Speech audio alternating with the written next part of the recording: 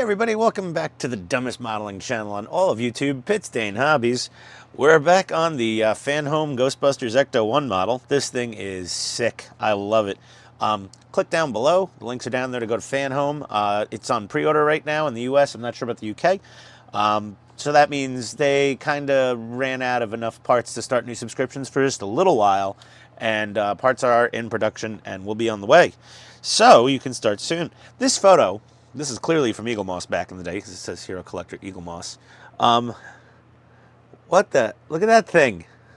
I don't know if we get that in the model. And look at this, the PRC-41. That does not look like the telephone headset. And that doesn't look like, that's really weird. Either way, we generally are not going to use this because I am going to use my ecto1.com. Which is my good buddy Todd's website. And we're going to start building stage 59, another Martin Marietta device. This is the UHF signal processor thingy-majabber. Signal and power distribution unit. There we go. Get your terms right, Ian. Don't want to, well, I mean, it's impossible for me to not sound like a complete idiot sometimes. But you know what you're getting when you come here. I warned everybody when the videos start. There we go. Let's zoom in a little bit. There we go. Now we got some plastic clamshell action going on there. And some screws, IP, and then, there we go. That's the easiest way to unpack. I do that with my luggage when I show up at a hotel. I'm kidding. My wife would frickin' kill me. Like, honey, please stop. Okay, 2 distribution side panels. So we got these little guys. There is an orientation here. And they would go, yes. So they go like this. One goes in here, with that little gap, with that little thing at the top. Nice. Toit. Very toit fit.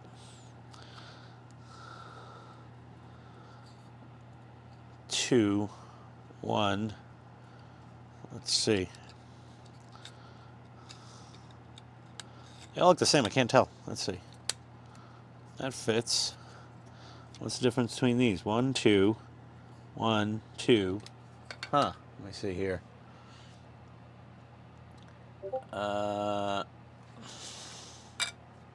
Yeah. And panel has 2 extra screw posts at the bottom, yes. Tabs as shown, yes. Okay. That's, yeah. Oh, we just gotta, okay. We just gotta pop a couple more of these in. Yeah, they just fit snug. Shove those in there. Come on, Butterfingers. There we are. Nice and toit. So this first one, this one, we're going to take this box, this panel here with just the 4 holes, put that right on the bottom. And this one with the 6 holes is going to go one way or another on this other one. And it could fit either way, which makes me nervous that I'll get it wrong. Let's see here. We're not even doing anything with this one yet, I guess. So we're just going to put 4 screws in these 4 holes, and I'll be right back. Okay, so that's stage 59 done. We'll be left with those 3 like so. And let's cut open 60. Yeah. There we go. Oh, this has got a lot more little bitty pieces in it. Let's get this shiny plastic thing. Okay, careful. There we go. Always expect something to go flying when opening those. We got little KP screws, some more IP screws, some GP screws, some AP screws. My God, that's a lot of screws for this stage. You got all these little bits. Well, let's go over to Todd's instructions here. Oh, I see. Okay. Alrighty then. So we're gonna, let's see here. We're gonna take this little guy and this little box, and it's got 2 pinholes right there that that'll fit into, and that snaps nice and tight together. Okay, great. Easy enough. And then we got this little doodad, and that is going to plug into this little hole on the front right here.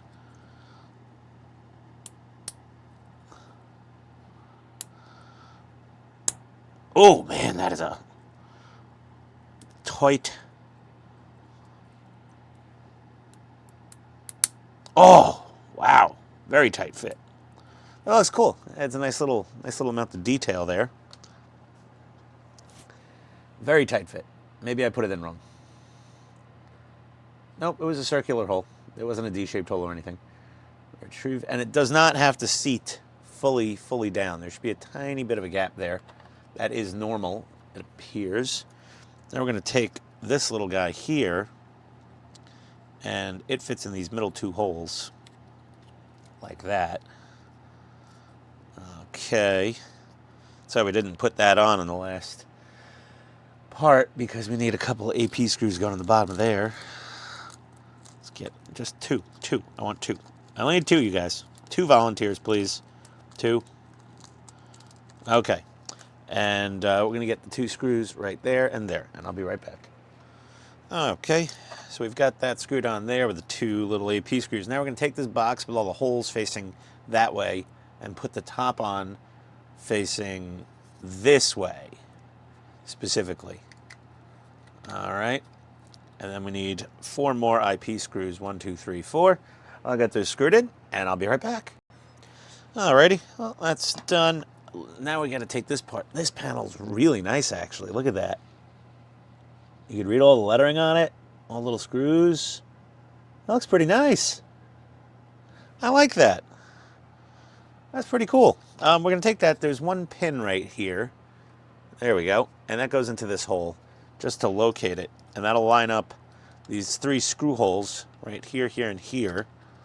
And it's definitely a multi-handed job.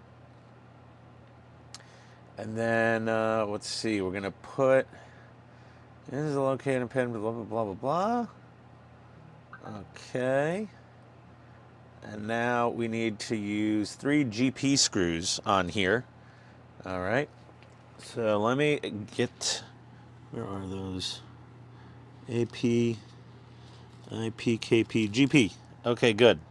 Hey, the screws are chrome, so they should go, they should match pretty well with the faceplate.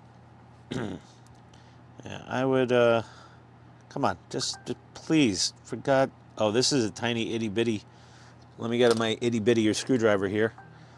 I know this is bigger, but it actually has a smaller tip on it. There we go. That works nicely. And then, yeah, you get your little pin aligned. And then, once you get the first screw in, it should look a little better.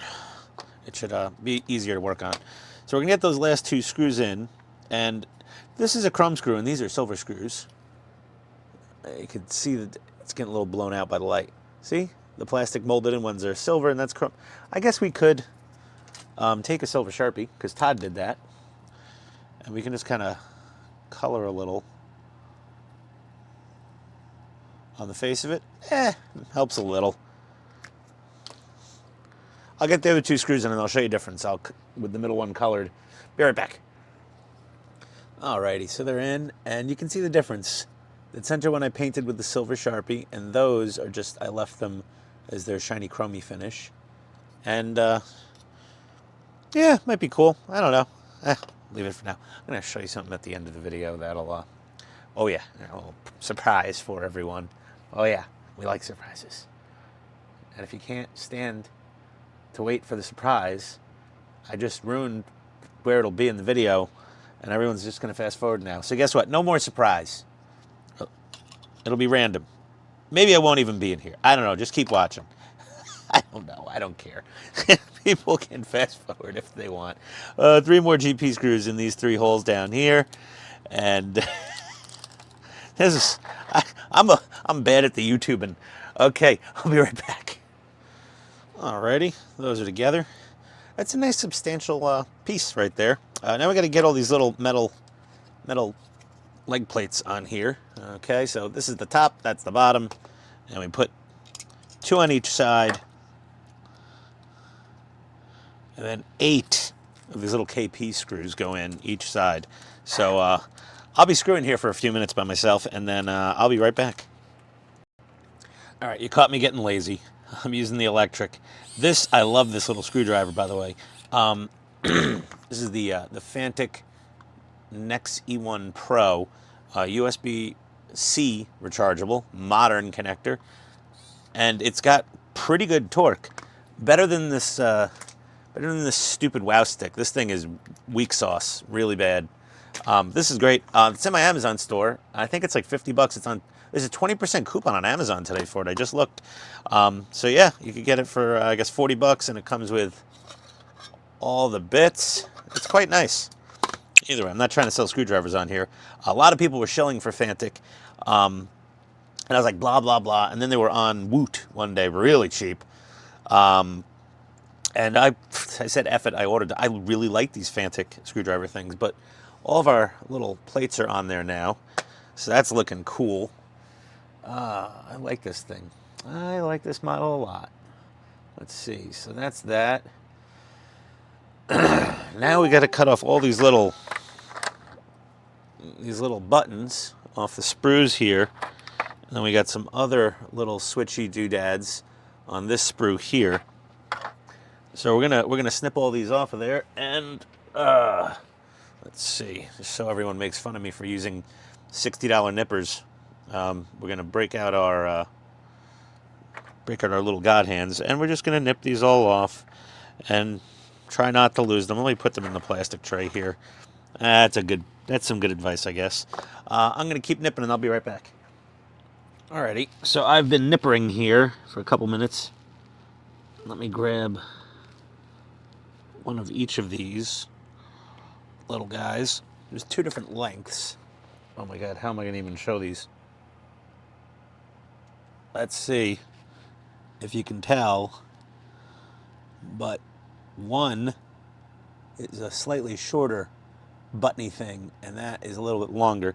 And these look to be glass fuse holders, as far as Todd was figuring. So technically he was right. They should all be the same length. But we just got to shove these in the little holes. You can kind of put them in whichever pattern you want. But I'm just going to go back and forth, one short, one long, and so forth. My God, these are freaking tiny. Just get them in the get them in their holes. They fit in nice and snug. So there we go. 5 more to put in, and I'll be right back. Okay, we're done pushing all those little thingy bobbers in. That hurts your fingertips a little. Owies. Okay, then we got these these less pesky little switches we have to put in. And you can see the switch can be installed in either the up or down position. So, according to the movie car, this first one was pointing downward, and all the other 5 were pointing up. So that's how we're going to install ours. And oh God, my hands are cramping up. These things are so tiny. I'll be right back. Alrighty, well this box is all done now. And we've retrieved this thing from before. I forgot what the heck it's called again. But we've got a bunch of little holes going on here, and we got those 4 tabs, and it'll locate itself where it wants to be. And then we got to get screws, 4 KP screws, 1 into each of the metal tabs there. So that will be sneaking it in. A magnetized screwdriver is definitely your friend here. But yeah, this is coming out pretty well. pretty happy with the UHF signal and power box, but that thing, yeah, yeah, there it is. Okay, and I'll just show you now. Okay, so we're gonna have this thing when we're done, but let's just, I can't help it. Gotta show you some goodness from Scaled Mods. Oh baby, cargo area set. I'm just gonna show you what Corey at Scaled Mods does for these two parts, and that's, oh dear. So this stock part really isn't bad at all. It's just all the extra screws look kind of, wonky, the sides, and then this, and then here's where it gets crazy, is on the back, and then inside of that box, because that's how it was in the movie. So I mean, this thing is, leaps and bounds ahead in accuracy and detail, because that box is open in the movie, as well as this thing. Yeah, I'm not so sure. That is the Scaled Mods version. Oh my God. All those little individually 3D printed and hand painted bits and pieces in there. It's almost a shame to like put that part facing backwards. You'll barely, it's such jewelry in comparison. So, not cheap. You have to wait until he makes them. It's a one-man shop. Does everything himself in-house. And if you can wait and you can afford it, it's a very nice option to have if you're super crazy like me, with like, just, I gotta make it look exactly like the one I saw in the movie, which is why we build these things. We want them to look like they're from in the movie. But, like I said, you're not really gonna notice this too much. If you're looking for it, if you know what you're looking for, then you'll notice. Also, my buddy Todd, he spray painted his entire thing kind of gold and did some weathering on it, which really made it look a lot better, a lot more serviceable, by just doing a tiny bit of paint here and there. But yeah, that's quite nice. So that's our cargo, our passenger side cargo set done. Our passenger side, I'm talking to people in the UK and Australia too. Sorry, the right side of the cargo set, as looking through the back door. That's that done. And then, yes, more than then. Then we got to put a couple AP screws in the bottom of here. I'll be right back after that's done. Alrighty, so now we've retrieved our floor and cargo area back. And if anyone does want to notice, I did do Corey's other interior stuff, that Sono channel thing, and his really, really awesome PRC-41 is in there. The oscilloscope's from some dude in France. It's not Corey's. I think his looks a little better, but this one has a working screen in it. So we just lay this down right here. There's 1, 2, 3. You can't quite, it's behind the seat. There's the third hole. We're gonna get it right down in here, and then 1, 2, 3 AP screws to hold it down in there, and I'll be right back. All right, that's installed. There we go. Very nice. There's a decent amount of work involved in making that. So that stage took a little while. So 60 is done. Now I got to do 61 and 62, and we're done with this issue. And 61 is some of the interior side trim for, yeah, nice. Let's I guess we'll need to keep our chassis handy. This is the left interior panel, so it's going to go on this side, I think. Yes, that's left. Depends which way you're looking at it. Let's see here. Oh, oh,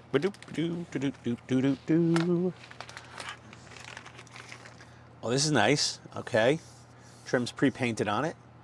It looks good. And probably just yeah, I'll just stick in there a few screws, and we probably got to put some speakers or something in here, like we did with the front dash. So let's see. A speaker. Now, I question these speakers Just like on the DeLorean partwork, it had some speakers there that were actually added by the owner of a replica car so that he had some sound system. And I'll tell you right now, that does not look like a speaker from 1959. But it was likely in one of the production vehicles for some reason. And we're going to put one EP screw in the back of here, and I'll be right back. Alrighty, a little speaker is screwed in to there, and now we're just going to drop it down right here. That definitely looks like an aftermarket speaker install to me. It's my opinion. But that's going to go right here, but we're putting it in so we don't, we don't have any big gaping holes. Cut down on the caffeine, Ian. Cut down on the caffeine. No one wants a fully caffeinated Ian. That's just trouble. There we go. And a couple of those in there. Fairly incident-free so far. And snuggy. There's our speaker. Looks good. Blasting your tunes while busting ghosts. I'm sure they got so tired of that Ray Parker song. They just wanted to tear their hair out whenever they heard it. Oh boy. And then I got to put 3 DP screws into the bottom. 1, 2, 3. Yeah, that shouldn't be difficult at all. These parts are big. Big. Very big. Okay. All right, I'm going to get those 3 screws in. I will return shortly. All right. Well, that definitely added some rigidity to the back area. Oh, this thing's looking sweet. This is very cool. Oh, thanks for the text message, honey. Appreciate the noise while I'm filming. Everyone say hello. And then we've got 62, which is identical to 61. So I'm just going to knock this out real quick. It's the same exact process, though, and I'll be right back. If anything's different, I will cover it. BRB. All right, and we're all done with stage 62. Our other wall is in. This thing is just looking sweeter and sweeter. And next issue is going to be some of the stuff back over here, I think. And maybe cargo rails or something. I'm not sure. But awesome. Okay, I'm so happy I'm building Ecto. I love Ecto-1. It just makes me happy to look at it. But that being said, yeah, cool. This box, pretty nice. This one, yeah. There you go. That's my noise. You know what it means. Wink, wink, nod, nod. All right, well, hey, thanks for coming, everybody. And I'll see you next time on Pit Stay and Hobbies. Adios, everybody.